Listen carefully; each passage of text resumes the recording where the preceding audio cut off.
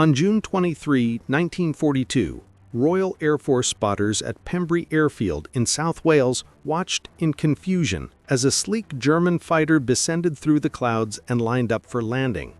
Sirens should have been wailing, and anti-aircraft guns should have been ready to fire, but something about the aircraft's approach didn't seem hostile. The Focke-Wulf 190 touched down smoothly on the grass runway and rolled to a stop near the control tower.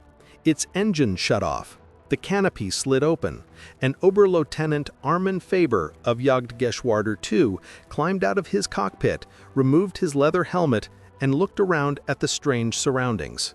Then, suddenly, the truth hit him. The aircraft parked along the flight line weren't Messerschmitts, they were Spitfires.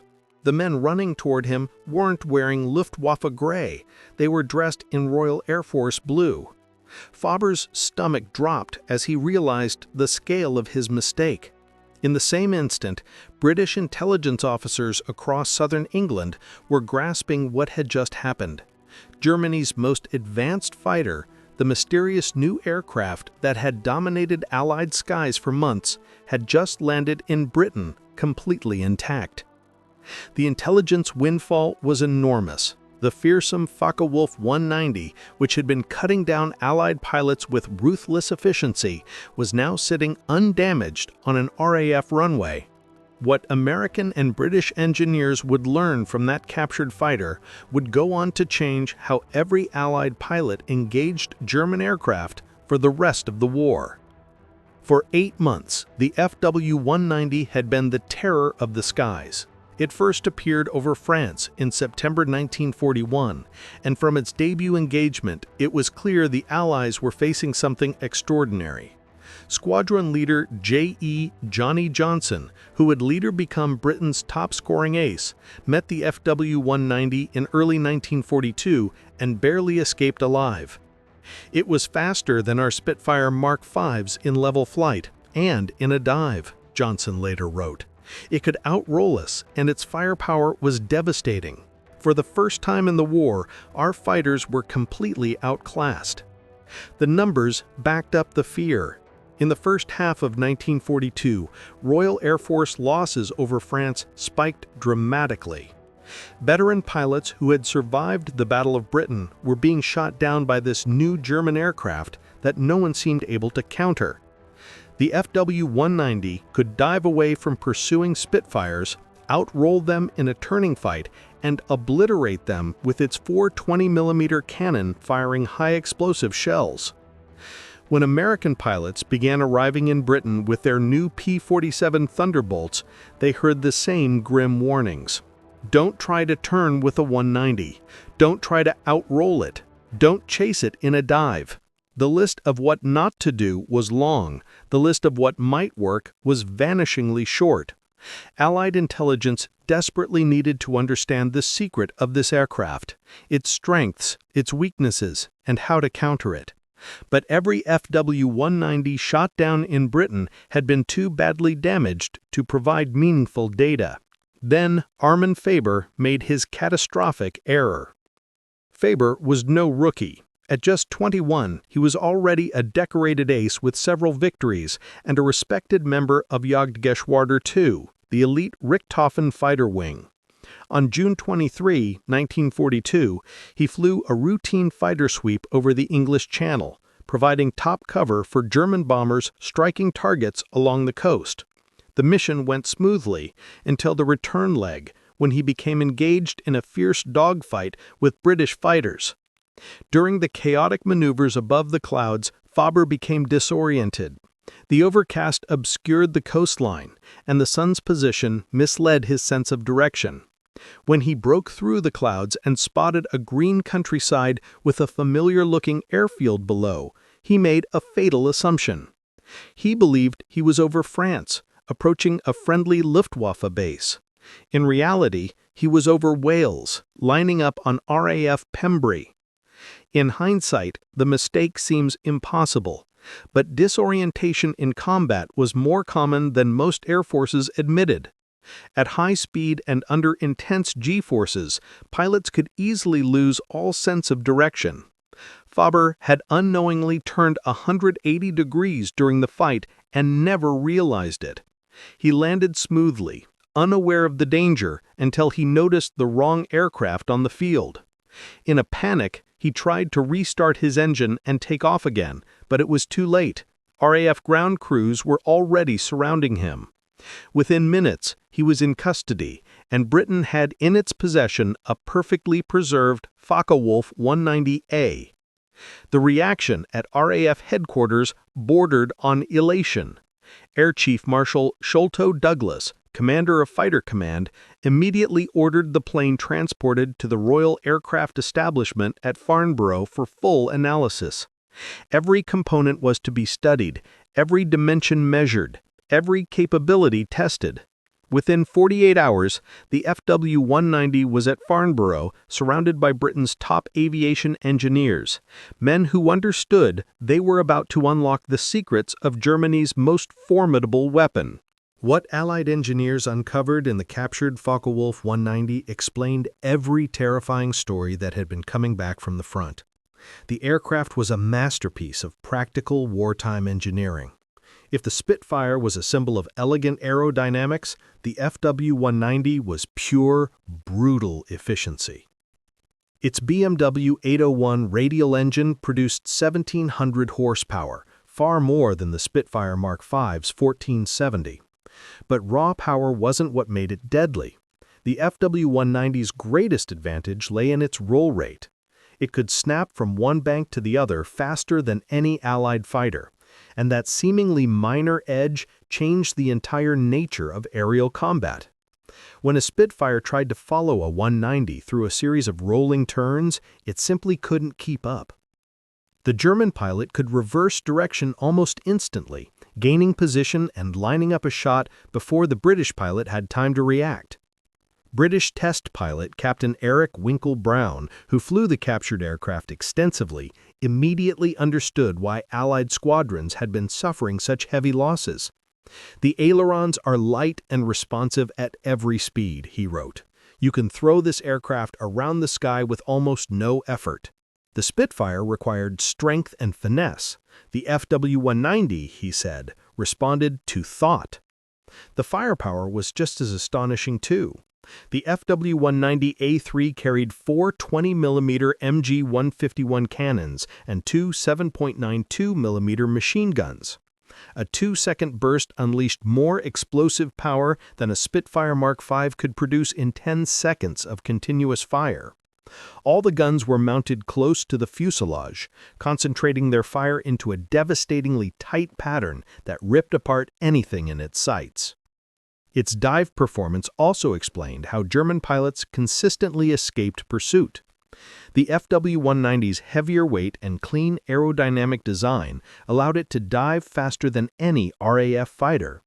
Spitfire pilots who tried to follow found themselves watching helplessly as the German aircraft simply pulled away. But the Farnborough tests also revealed weaknesses, and these turned out to be pure gold for Allied tacticians. The FW-190's powerful radial engine had a serious drawback: cooling problems at high altitude. Above 20,000 feet, its performance dropped sharply. The engine struggled in the thin air, losing power and overheating. The Spitfire's Merlin engine, by contrast, thrived at those altitudes. The same weight that made the FW-190 such a stable diver also made it sluggish in sustained turning combat. It could outroll a Spitfire, but not outturn it. If an Allied pilot could force the fight into a long, horizontal turn, the advantage shifted back to the RAF. Even more critically, American engineers found that the FW-190's controls became extremely heavy at high speeds.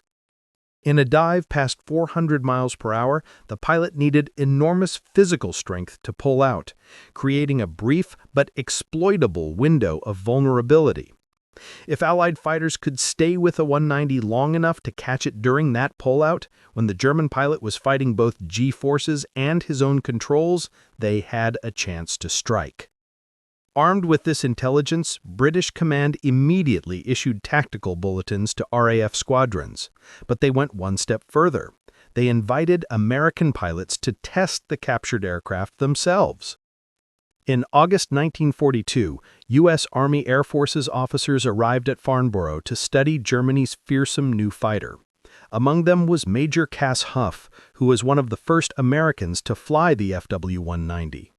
His report was circulated to every fighter group preparing for deployment to Europe. It was blunt, practical, and life-saving.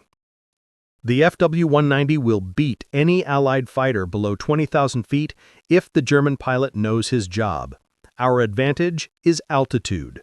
Above 25,000 feet, our P-47s and late-model Spitfires have the edge. Force them high and we win. Let them dictate low-altitude combat and we die. That single line of intelligence reshaped American air tactics over Europe.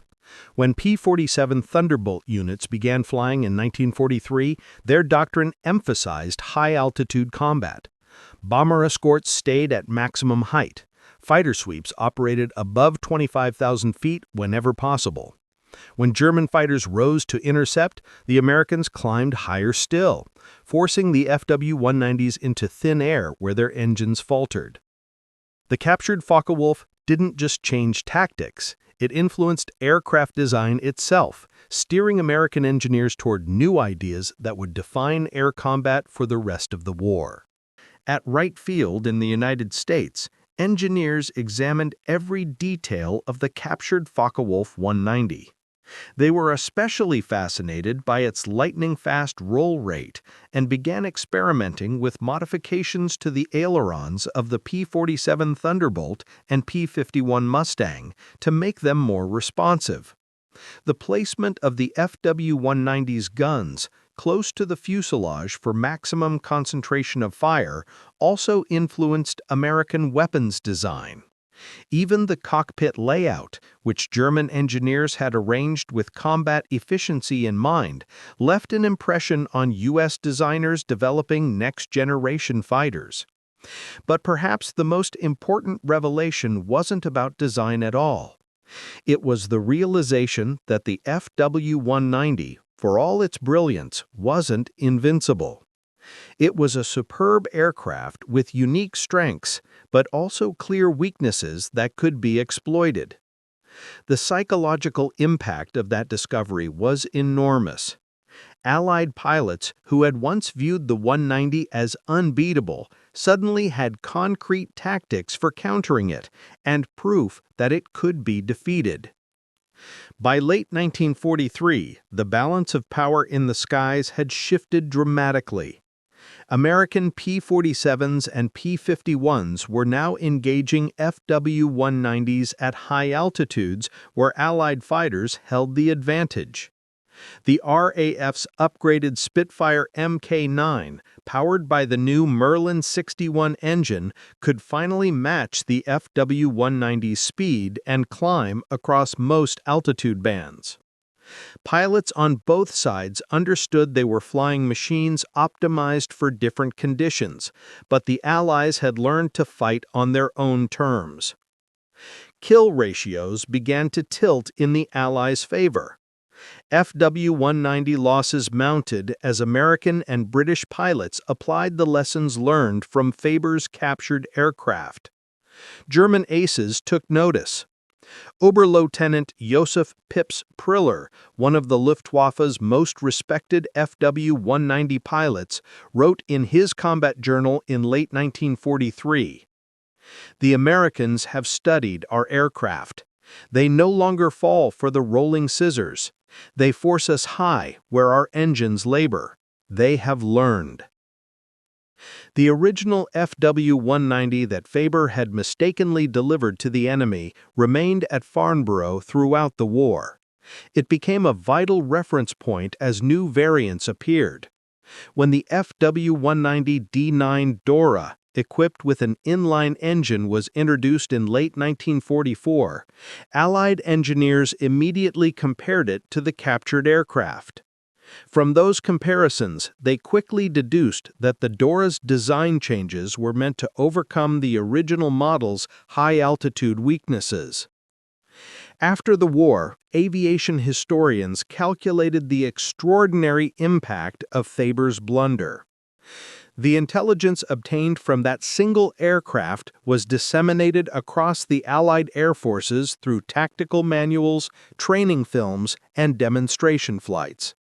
It shaped aircraft development, refined pilot training, and transformed aerial strategy across the European theater. Captain Eric Brown, who would go on to fly more captured enemy aircraft than any other Allied pilot, later summed it up perfectly. Faber's navigational mistake gave us the Rosetta Stone for understanding German fighter design. Every strength of the FW-190 was analyzed, every weakness exploited. That one airplane probably saved more Allied lives than any other intelligence coup of the war. The irony was not lost on the Luftwaffe once they learned the full story. One German officer admitted ruefully, "We spent months trying to capture a Spitfire Mk9 intact so we could study it. The British didn't have to try. We delivered our best fighter straight into their hands." Armin Faber survived the war and eventually returned to Germany, where he lived until 1976.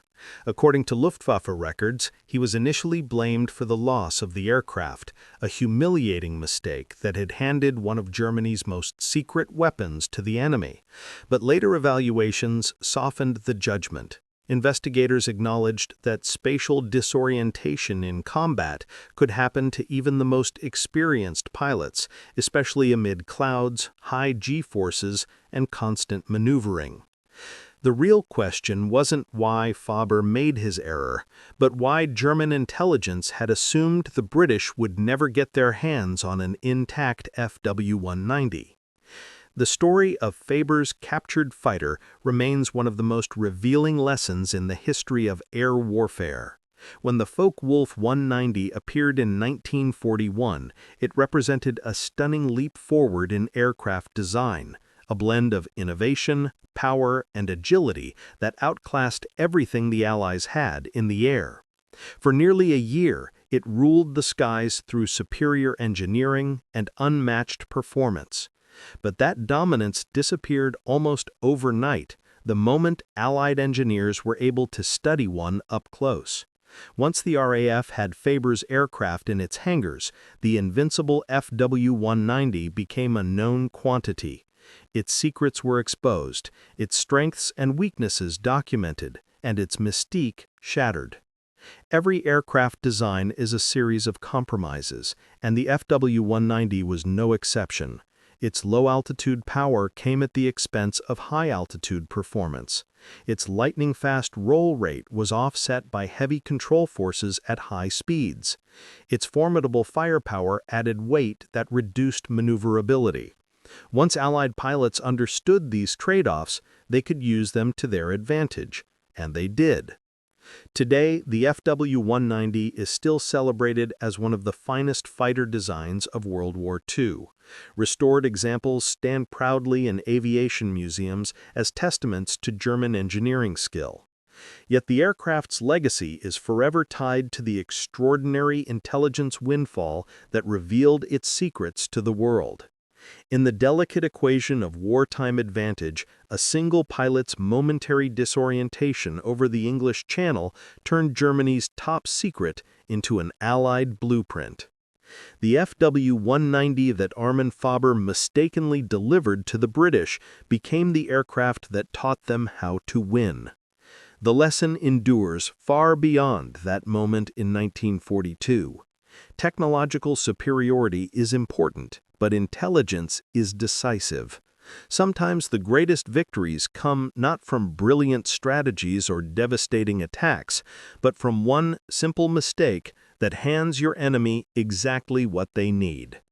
Had Faber not landed that day, the Focke-Wulf 190 might have remained a deadly mystery, an unseen terror that continued to dominate Allied skies through fear as much as performance. Instead, it became a teaching tool. Every Allied pilot studied it, learned from it, and ultimately overcame it. One navigational error, One captured fighter, one stroke of unimaginable luck that transformed the course of the air war over Europe. That's how the Allies got Germany's secret weapon, and how one simple mistake helped shift the balance of power in the skies.